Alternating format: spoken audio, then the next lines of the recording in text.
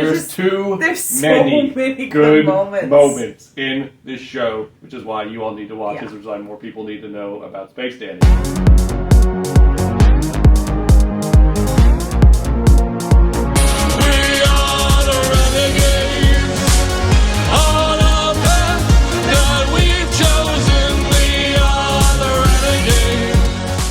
Hello everybody, and welcome to Renegades of the Podcast, a monthly podcast for all of the Renegades.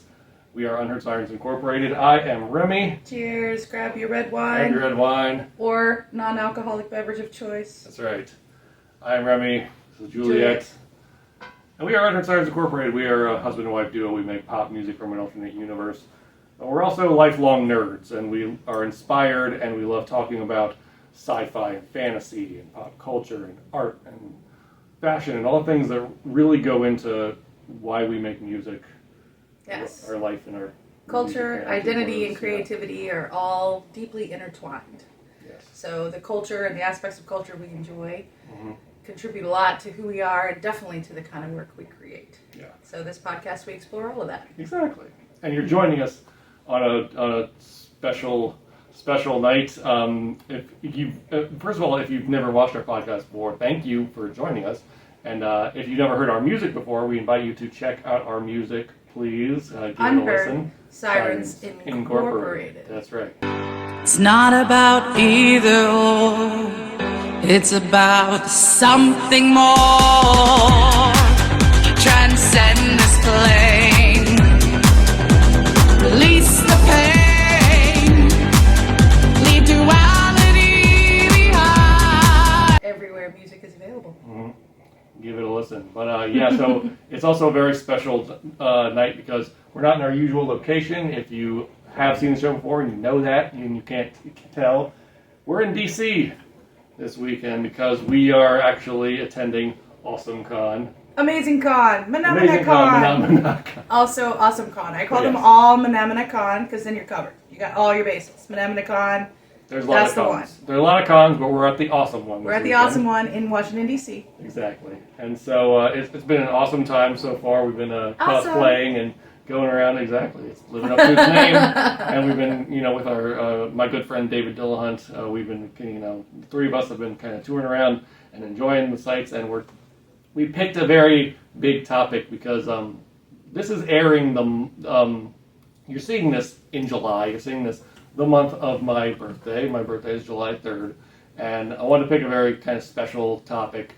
It's going to be a little bit more obscure, but if you know, you know, and if you don't know, we're going to go learn. We're going to learn you. You're going to get learnt. You're going to get learnt tonight about an amazing anime series that, frankly, more people need to know exists because it's the shit. And we're talking about what we're cosplaying today as, and that is Space Dandy. He's a dandy guy. He is a dandy guy in space. He combs the galaxy like he does his pompadour. Mm-hmm. Yes. And the hunt for rare aliens. That's right. And he brings them to the Alien Registration Center, where if he's very lucky and they're not registered already, which happens all too often, let me tell you, Dandy is not good Dandy's not very good at the alien hunting thing. No, he needs to keep the day job as a couch surfer and sometimes surfboard surfer. Yeah. And a general good time guy. And he brings the rare aliens to the Rare Alien Registration Center where Scarlet checks him in and sees what he's got. And some aliens are worth 1 million wulongs and some are worth 30. 30, yeah. Yes. Not too often does he get the million ones. So we should preface by saying this show came out in 2014. It was actually the first anime to air first in America before it aired in Japan. They believed in it that much. They're like, oh, we got a hit on our hands. Because also the great Shinichirō Watanabe, creator of classic anime Cowboy Bebop and Samurai Champloo, he also created this one. And I will say did a phenomenal job on it. A lot of people kind of say, and it's kind of like, it's a bit of a riff on Cowboy Bebop, because Cowboy Bebop, they're bounty hunters, and very often they don't catch the bounty that they're trying to catch, and it's that freelance kind of thing. But in Cowboy Bebop, it's kind of portrayed like seriously, like, oh, Spike and Jet and their team are actually good bounty hunters, but these are the times that they don't catch it. But in Space Dandy, it's very much a comedy. It's very much portrayed as these people suck. It's Space Dandy and his robot QT. His like faithful like little like C-3PO robot that's always the voice of reason that they never listen to, because Dandy's an idiot. He's a lovable idiot who's always, on the pursuit of the aliens and on the pursuit of booty, baby. The booty and the boobies, baby. He spends most of his free time at a restaurant called Boobies. Yes, it is exactly what you think it is. It is Hooters in space.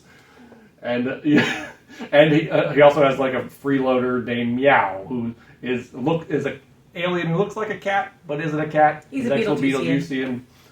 Anyway, we so are going to. The three of them roll around in space, and they have the most inane adventures.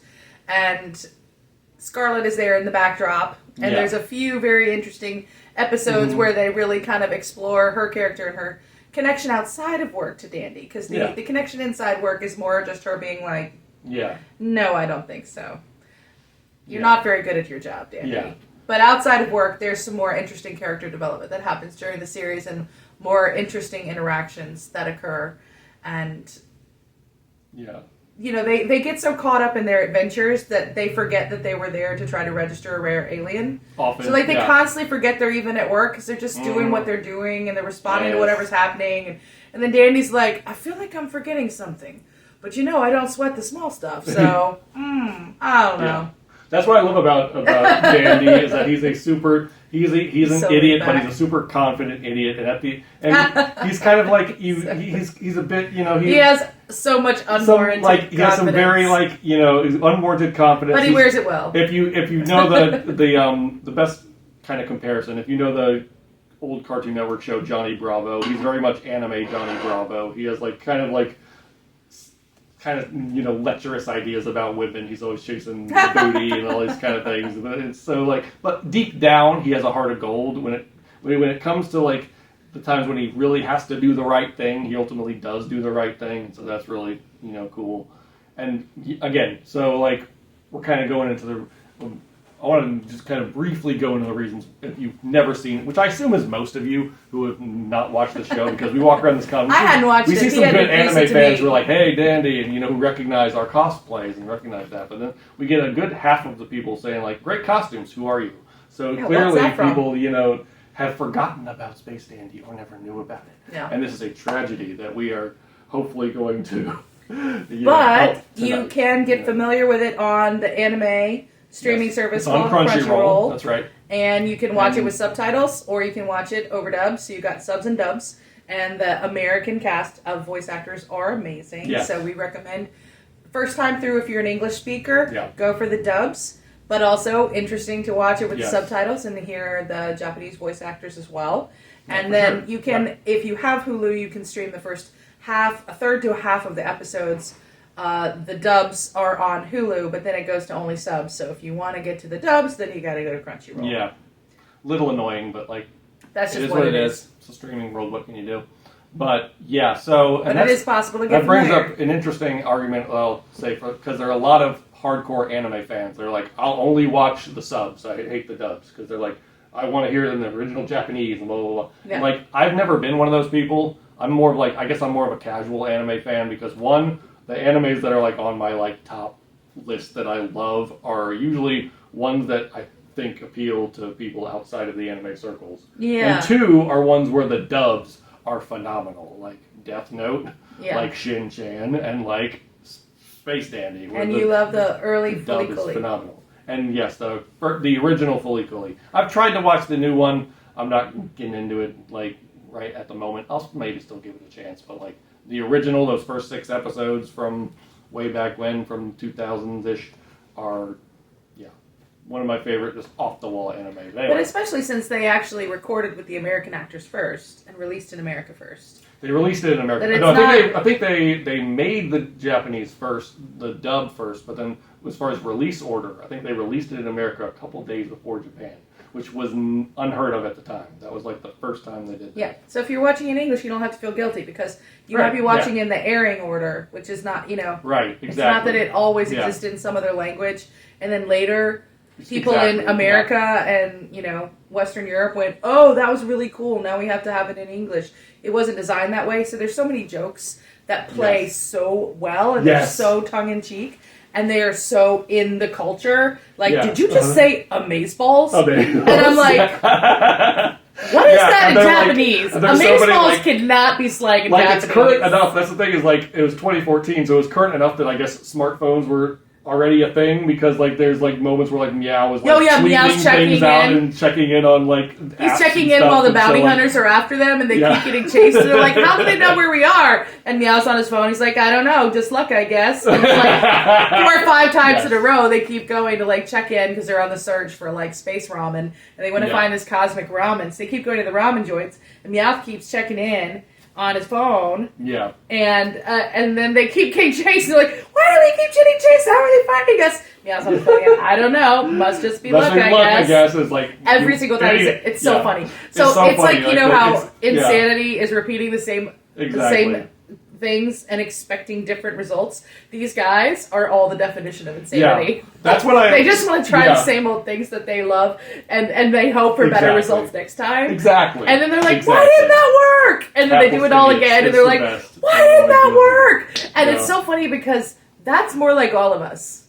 The ways that they are bumbling and they mean well, but they forget what they were about, and they get off course, and nothing really comes of it, but they spend a lot of time on it, and you end the episode right where you began the episode. There's this whole episode in the middle, but it's you begin and end with the same scene. That happens in the show, but that's how our lives are. Yeah, so it's a very comedic take on things that are actually, if you think about it, kind of true. Yeah. So a couple of points on that is that's one thing. I just recently, just a few months ago, did my first cosplay as Space Dandy. This is my second time doing Dandy this period and this year. And I've kind of wanted to do it in the back of my head for a few years, and this year I was like, I'm going to do it. And one thing I love about cosplaying Dandy is one, it's it is kind of obscure because I'm so even far at cons. Even at a con, it's a little bit obscure, much less mainstream. I've been the only person. Some people are like, oh, you're the first ever Dandy I've ever seen. So that's kind of awesome to kind of own that. It's kind of unique, but also it's exactly that piece. Is I think I relate to Dandy a little bit, because a bunch of people can dress as superheroes and Superman and all this, and Batman and then the big heroes. But let's all be honest, we're all a little bit more the kind of hapless idiot who's kind of bumbling through life and thinks they have it all together, but they really don't. That's a little bit more relatable, and so I love being Dandy because I can be super confident and suave and be like, "What's going on, baby?" But he's on deep down kind of an idiot. I love what voice actor Ian Sinclair, who voices the English version of Dandy, said in a Q&A that I watched, where he was like, Dandy's he's that guy who's trying to be sexy and funny, but just ends up being funny and not sexy. Although there's an excellent disco dancing episode towards the end. Is phenomenal. And he is also pretty good at being, he's occasionally a little sexy too. He's good at dancing. On occasion. And the guy that plays that ass was made for dancing. That ass was made for dancing. And he's grabbing Andy's ass. His butt cheeks. Oh my God, it's hilarious. Yes. The silliness is unbelievable. It's great. Yes. And several times in the course of the show, all the characters die in an episode, and then the next episode just starts right back up. There's a great episode where they die and become zombies halfway through the episode, and the rest of the episode is them living their life as zombies, and then the whole universe becomes zombies. Let's not tell them that. At the end, there's a really funny bit. No spoilers. No spoilers. The very end is hilarious. Well, we will. But we won't spoil it. I will say, if you haven't checked out Space Dandy yet, you need to. It's and the zombie episode's the second episode, so you'll see it very early. I say that to say that this show is such a great genre salad. I say it's mostly a comedy because but it also has moments of really great heart, and there's some super arty episodes. There's at least one that's really sad. Exactly. There's one that's really sad.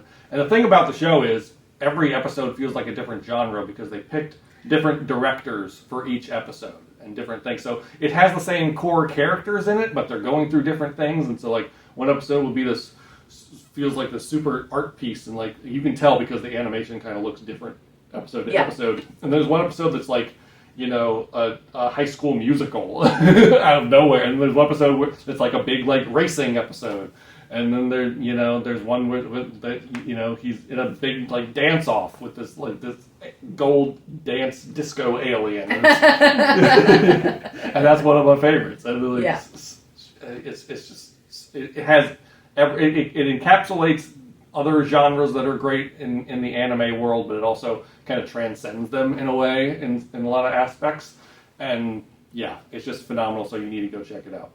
But I think I feel like with Space Dandy, there's one episode, the final episode, we will not talk about at all. We will not spoil any of that. Yeah, but it's all leading up to but I feel like questions that you're asking during the show about how are they allowed to do this? What's going on? How does he keep dying in episodes and then coming back in the next one? So he has a nemesis. There is an answer to that. He has a nemesis. Yes. Bring that up, yes. We haven't brought it up. That is chasing him in nearly every episode. Yes, Dr. Gel. Dr. Gel, who is a giant gorilla man in a big white pimp suit. Clearly Planet of the Apes inspired because he rides in a big Statue of Liberty spaceship that looks like a Statue of Liberty with a ball gag in her mouth.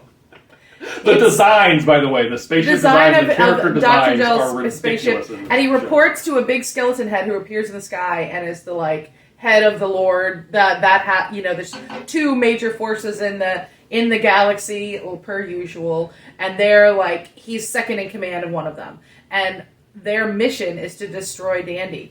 But throughout the entire series, they're trying to capture Dandy. They're not really trying to destroy him. They're trying to like capture him for some purpose that we don't know. That we don't really find out until the end. They're willing to do violence in at least some of the episodes. They're willing to destroy Dandy. It might get darker as it goes or something about like how much violence they talk about doing. Yeah. But Dandy has no idea. Yeah. So, he doesn't even know they exist. He's the protagonist. The whole show and he doesn't know. And he's unaware of the antagonist. Him. Only the audience knows about the antagonist. And the antagonist is obviously very caught up in his skeleton boss who appears in the sky and says, "Why haven't you caught Dandy yet?" And like Dandy's just off being his lovely, wonderful, silly, boob-loving, bumbling self. Yes. And has no idea he's being pursued through space and time. Literally space and time. Yeah. And like the bad guy's like, "Oh, thwarted again!" Yeah. And like Dandy doesn't even know. The bad guys get so close to catching him, they just miss it, and then they blow up. They just miss it. And Dandy doesn't like the whole crew. The crew does not know that they're being pursued. They don't know. And why is he so desirable for pursuit? Exactly. So I feel like there's some things that do kind of get answered in the final episode, but it's such an interesting episode that we won't give anything away. About it. But I feel like with once you get into it, it's worth I feel like watching with basically every episode before that, I feel like we can talk about certain plot points and it won't really spoil the enjoyment for you because it's such a great show and like the ride is so fun that. Even talking about certain details of it, like, and we're just dropping around. Exactly. So for someone who hasn't watched it, you're gonna be like, "Huh?" What? But hopefully, you'll just pick up our enthusiasm. So we introduced it to our 8-year-old niece. Yes, talk Willow. about that. Yes. Because hey, she's boobies exist. Exactly. Most adults would probably be like, "Should you be showing this show to a But an there's 8-year-old?" Hooters you know what? here, and there's boobies in space. Exactly. And there's they're way basically worse the same things. restaurant. Come on. And there's still the objectification of women / appreciation of their curviness and kind of awesomeness. Yeah. And there's actually a lot of true appreciation, not just objectification. Right. And I love how one I feel like that aspect of it is it's a bit of a riff, it's a bit of a parody on most other anime that are so like fixate on the fan service and like show boob shots and panty shots and stuff like that just to get they know they occasionally do that, they but know not that, only exactly. They know their demographic and they know how to appeal to them. But Dandy is kind of like riffing on that because his pursuits and all that areas always end up fruitless. He always ends up like kind of the butt of the joke and like even like the women in his like Scarlet is somebody who's taking none of Dandy's shit like, at all. Like she's generally butts heads with him and all the I've time. got nothing. You're just another disappointing man. Mm-hmm. Move along. And like Honey is the other main character. Is a blonde waitress who works at the restaurant Boobies. Who looks like typical anime. Who's kind of like typical anime. Who's like seems kind of like typical blonde airhead, but you find out in one of the other episodes she's actually quite smart. She actually has a lot more going on than you think she does. She's not just she just looks the part. Yeah. She's not dumb, just drawn that way. Exactly. Yeah. Yeah. And she's sweet and she's kind of cool and she and Dandy are never an item.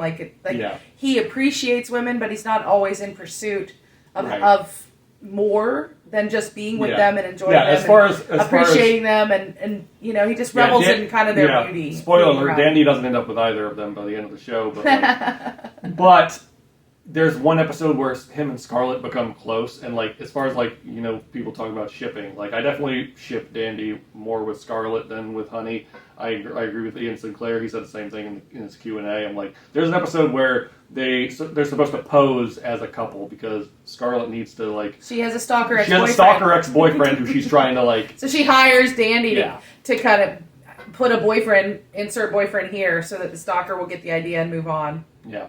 And it's really cute because they go to Planet Trendy and they do a lot of trendy things. And I'm oh, it's everyone I went to high school with. And there's this Look at them with their little cardigan, tying around.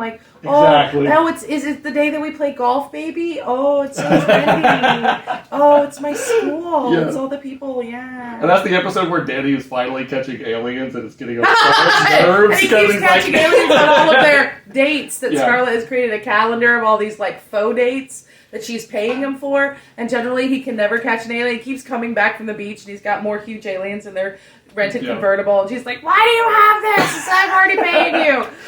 It's so funny. Just the irony. But it doesn't go exactly how you expect even that episode. There's a sweet moment because they're acting most of the time they can't stay, they hate each other, it's such an obligation. But there's moments where they start to connect on similar things and they start to realize maybe there's something here. And then, there's a will they, won't they thing that happens, but then ultimately they miss each other. I don't want to give away too many of the details, but there's this really heartbreaking scene where they're you think they're about to get together, and then they don't, and then they end up right back where they were. About to get together. Actually, not just you think they are, they are. They show you. They're kind of thinking the same thing, but they don't cross the same paths. Yeah, and just have bad go luck. back to square one. They're oh, I guess. They stood me up, and then it's we're business back at where we are, business as usual. And that's kind of like real life too. Sometimes you just miss the boat. Yeah. You think you're gonna get together, and you think the other person thinks that you're gonna get together, and you think they think that you think that you're gonna get together. It seems like everybody's thinking that it's gonna be on, right? And then something misses, and it doesn't happen, and then you just kind of guess we'll be friends who kind of just know each other. Even that, it's it's a little bit heartbreaking, but. It's fictional. It feels a little real, though, that aspect. And it's very sweet, though, what happens, how they develop. Mm-hmm. And I love about Scarlet, who is generally in this outfit at the Alien Registration Center. She has a couple other great looks. She has a cool couple other, she has a couple other really she nice has that looks. Cool, purple outfit she wears, the second episode where she, kicks ass. Yeah, so that's what I wanted to say, is she surprisingly shows up when they are being chased. Is it the ramen? It's the ramen episode, yeah. So they keep getting chased because Meow keeps checking in on his Insta whatever Cosmos phone. And so finally Scarlet is getting her ramen where they end up. And she kicks everybody's ass. They've sent all of these mercenaries after them. Mm-hmm. It's a whole crew. It's a huge posse. And she just all of a sudden is Wah! And she just kicks everybody's ass. Everyone's ass. And then she just gets her ramen and is I'll just take that home now. And leaves. And it's and she's she so... saunters away, and then of course Dandy has a great A, but you got there, baby. he's a down on the floor. He's got his ass kicked too. Watch he's him leave. Just love to watch him leave. Yep. And she does. Simple man. But that's when you realize, whoa, there is a lot more to Scarlet. Yeah, exactly. She's still very no nonsense. And he doesn't even recognize her. She's got her hair down. Piece together that it's the same person from the registration center. Yeah. So I guess I think we should talk about our kind of our favorite episodes. For me, first of all, here's another reason why you all need to watch the show. There is not a bad episode in this show. There is not a single filler episode. There's ones I like there's all different ones that I like for different reasons. Part of it is that different genre things. They all are so different, and they appeal to different aspects of my personality, I think. And so there's that aspect. But for you, what are your... If you had to pick a favorite or a favorite 2 episodes, because I'm going to pick 2. I'm going to cheat. I'm going to pick 2. So, if you, favorite episodes, what do you think? If you need time to think about it, I can go first. Mm-hmm. I'll go first. Okay, so again, hard to pick favorites because like I love the whole show. I could go back to any one of these episodes at any given time. But if I have to, gun to my head, pick favorites, I still have to cheat and pick two. I'll mention the rock band episode. There's the one where Dandy forms a band with Johnny, who we later find out in this episode is leading the Jicro Empire, who are the rivals, major rivals against Dr. Gel and the Gogol Empire. They're fighting this galaxy war, across the galactic war, the universe. Debut rock gig. Which and is that's another, the big question exactly. it comes down to. Which is fight a galactic battle, which is another funny thing I'll touch on. Is like that's the other thing is like not only does he have a villain pursuing, not only does Dandy have a villain who's pursuing him the whole time, and he's not aware of it. There's also this big galactic war that's happening that he's completely unaware of. Yeah. There's this great shot in one where the two sides of the galactic war are fighting each other, and Dandy's ship, the little I just sails by, not even noticing that there's a war going on right there. Just oblivious doing his own thing. That's me. I live in a media-free bubble.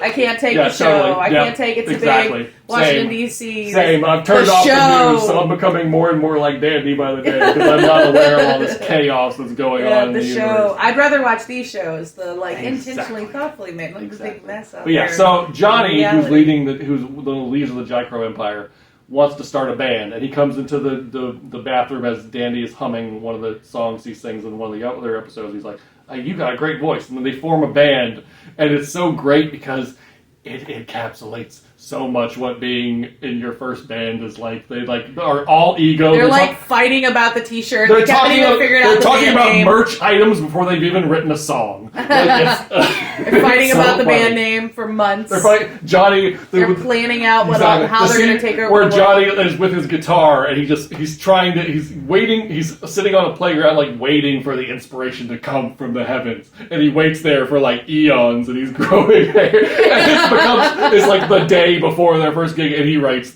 the riff, and it's he waits for inspiration to come without. And then they get their first gig, they only know the one song, so then it's so relatable. The 5 people in the club are like, it's been 6 hours and you've only played one song. That's every band. What's your first band? It's like, I gotta wait for the inspiration. No, you fucking don't. You just gotta sit down and hash it out and do the work. That's the things like that. It encapsulates that aspect of it, especially being in your first band. It's an exaggerated version of it, but I so related to it. I was like, oh my god, that's so true. We're all like that when we're in our first band. But yeah, it's a great episode. Also great music in this show in general, but in that episode, the song they played, the Dropkick song they played, "Lonely Night," is a bop. Cute. It's a really cute bop. I love that song, and I need to perform it in Space Dandy cosplay one of these days. Yes, we're definitely going to have cosplay karaoke. But the other favorite I gotta mention is the Chameleonian episode. They're chasing an alien called the Chameleonian. It's basically this alien that can shapeshift into anything, and they are trying to catch the alien, and they catch QT becomes obsessed with fishing, and he catches what he thinks is just like a lizard thing, and it is actually the Chameleonian, and it starts transforming into different things aboard the ship, and it's such great slapstick. And eventually it transforms into Dandy, and they have to do this big Who Wants to Be a Millionaire quiz to find out who the actual Dandy is. But it does such a good job at mimicking Dandy that they can't tell, and then eventually they don't care. It's so funny. It's such great slapstick. Hilarious. So those are my favorites. You have one? Or two? Yes? So hard. What are your favorite moments that stick out to you that maybe we haven't brought up yet? Oh boy. There's so many. I mean, I really enjoy the plots are very unexpected. There's just all these funny twists. There's a really sweet episode early on where he meets a young girl. Yes. And her penguin toy, alien penguin toy, can send your soul stuns people, and then the soul of that penguin becomes So Dandy becomes her stuffed penguin for part of the episode, and then he'll become himself again, and then he gets stunned again, and he's her stuffed penguin again, and she's just trying to find her family because she's a very rare alien, which is why he's in pursuit of her, because he's trying to register rare aliens, and she's lost her parents, and she's very young, and she's just trying to find her grandfather because she thinks her grandfather still exists. Yeah. And it's just really silly and unexpected. And, like, suddenly Dandy is like a stuffed space penguin. Yeah. And like, she's getting attacked on a train, and he's like, whoa! And he's thrown up. And then you see he's like, up the tracks, like, bah, bah, bah. Yeah. It's the space penguin, like, no, I'm going to defend the little girl. These guys can't have her. So it's like, there's like moments like that are just like precious. There's a narrator in the show as well. That, like, and the fourth one awesome. gives you exposition. The narrator is like so like trying to do such like funny stuff and like gives like the narrator thinks he's a comedian too, it's just like great, Dandy. As well. But there's the narrator like explains like usually when people turn into this penguin thing, they become like shocked with like with shame or whatever. But Dandy was never one to split the smallest, so Dandy just starts attacking people. Right away, it's just like, hey, baby, now I'm a penguin. Like, oh my god, so funny. Yeah. And there's just too many. Too many. There's so many good moments in this show, which is why you all need to watch this, which is why more people need to know about Space Dandy. So next time I go to this con, I get like 500 people saying, I know who that is. But anyway, it's cool. We're happy to have I feel like as far as like classic anime, it deserves to be in the same conversation as things like Cowboy Bebop, as things like Akira, as things like the animes that everybody always talks about. You know what I mean? It deserves to be in the same conversation. I think it even deserves to transcend anime, quite frankly. Yeah. Not that that's, there's anything wrong with being not just in the anime insular world. Good show. A lot of people don't give any anime a shot because they think it's all like Pokemon and Dragon Ball Z and stuff like that. But the thing is, anime, and diehard anime fan will tell you this, is anime is not a genre. It is a medium. There's so many genres in anime. Like, it's not all fighting and Dragon Ball Z and it's not all that. You can do anything in this medium. You really can. Yeah. And I think Space Dandy demonstrates that you can do stuff that's outside the box and outside the ball. Like the fact that this spans genres. That it's not just one thing. It's kind of like I said, it's the cornucopia, it's the genre salad that this show is, and it does them all amazingly. It plays with tone and comedy, and it's just so great. Like, there's another favorite. This is still not my one favorite because that's impossible. I cannot possibly pick, but another really great episode is when they have to have it seems like almost the inevitable Groundhog Day episode. Just like they inevitably have to have an episode where they're bursting into song. It's a musical. They're just some things that are like such tropes within like nerddom that's like, of course they're going to have this. So they're going to Beetlejuice to visit Meow's family. Yes. And there's this very strange phenomenon, which you'll find many strange phenomenon sort of just surround basically, Dandy. They need to get their ship repaired, and they have to stop on Meow's home planet. This burst of pionium energy, which is this mystical substance, pionium, that they keep mentioning throughout the show. By the end, they're going to tell you more in that last episode. By the way, they're going to let you know how some of this weird stuff happened. So there's this weird burst of pionium energy through the universe that smacks into the day calendar in the Meow family household. And then it's always August the 6th or whatever it is. Yeah. And every day... And they finally realize it's the day calendar that it won't change. But they're such idiots, it takes them so long to figure out they're even in a time loop. Like they're not Bill Murray. They don't realize it right away. Wait a minute, why is this? No, it takes them forever. Like they almost realize it, and then they're like, no, I think this plan is just so crappy. No, they just keep going. They go back and they play it out the same day, and it's just so funny. The soundtrack is so good to that episode. They just have like this beautiful sort of, starts no exit sort of thing, like just playing out the same day. And in some ways, many people's lives, that's all it is. They just play out the same day. There is no change. So there's a way they sort of just like settle into being in this planet and this family with this routine, and they don't even recognize it's like literally in every detail the exact same day. It takes them so long to realize it. And the episodes are only 26 minutes long. So I really feel like they're playing with time and space in creating the episodes, because it's like that episode felt like it was like a full feature film or something. Because like you go into this mode and you're just like with them, and they're repeating enough that you're getting it. And it really feels like you're going through episode after episode after it's stuck in this repetitious loop thing. And then It was only 26 minutes. Oh, Yeah. and then there's a multiverse episode Oh, where there's so many there's dandies. different versions of Dandy that They're like, oh, come here, Dandy. You just got hair. one hair. It's a cosmic thread that goes through and it's a another cosmic dimension. thread that just one head. It's like a hair that'll appear, and it looks like one of Dandy's little black curly pompadour hairs. There's like Ninja Dandy, and there's like Trucker Dandy, and there's like mascot little Dandy, Michael Jackson, little Michael Jackson Dandy. Dandy. Yeah. And then there's depressed. But Dandy. of course, the best one, Emo Dandy. I want to die. I want to die. I want to die. Oh. Oh my god, it's hilarious. So he keeps meeting all these versions of like the Dandy, Meow, QT team. Yeah. And they're all different in every single iteration, all these different universes of how they've met. Mm-hmm. And like, in one of them, somebody's like in a mystery box and like not really a character.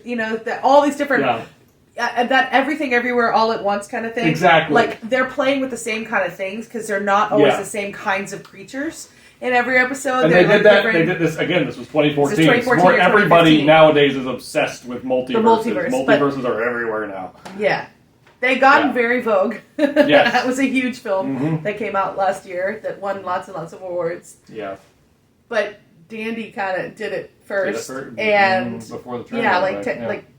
almost 10 years ahead of that. And it's just really cute. They animated it so cute. Yeah. And like the way they act and the creativity of all the different versions that we might meet of ourselves and our best friends. Yeah. It's just precious. So that's definitely another fave. That's fantastic. Yeah, absolutely. Because we ourselves within So the creative. mythology of our own band, We have all these versions of playing ourselves. with multiverse as well. So Yeah.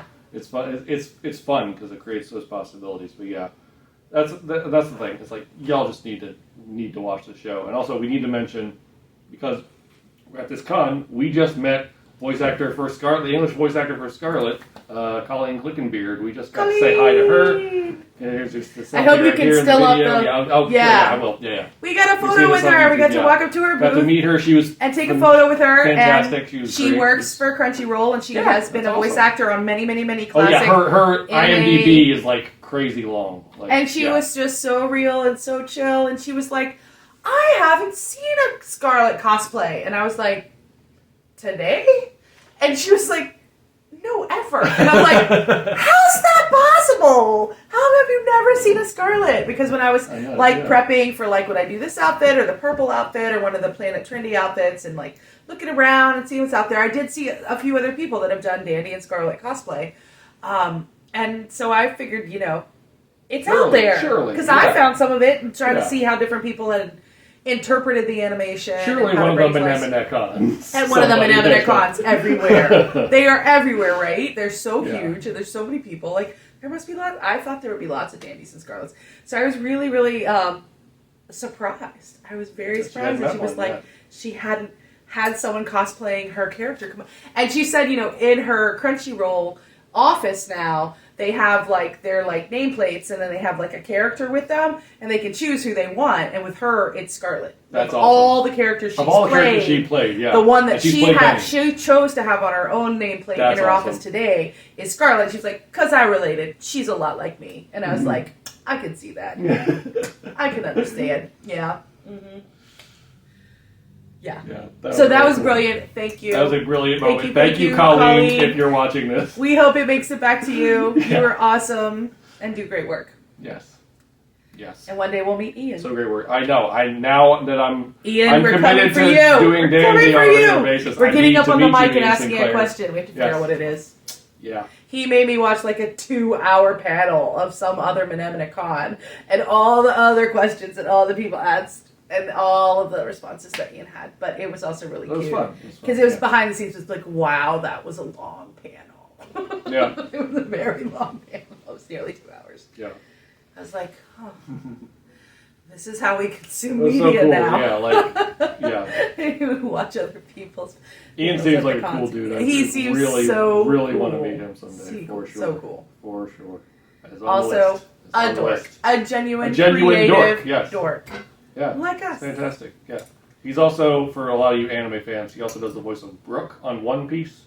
I've never seen One Piece, so I don't know the But apparently it's very well known show. because there were a lot of fans in Maybe that I'll give it a shot at some point. It's one of those animes that has 5 bajillion episodes, so it's one of those things that's like How do you get started? Do you open that can of worms or not? Like, I've watched a couple of those, but like, yeah, there's a lot of animes like that. They're like Dragon Ball Z. That's one of the things. Is like it's like both good and bad about Dandy. Is like there's a finite amount of episodes, and apparently that's the whole thing with Shinichirō Watanabe. He loved to do 26 episode series.